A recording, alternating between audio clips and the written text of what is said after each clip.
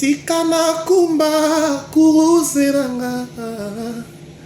tika na kumba kuruzeranga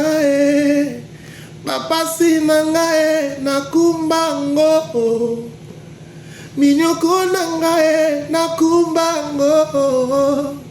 ngai na mema yango kinosuka ya bomo inangai anzambe tabosemo na kumisio nzambe na mutima ngai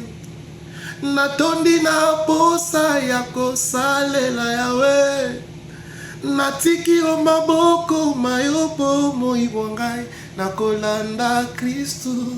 yozela nanga Yesu mokonzi yozali bolingo,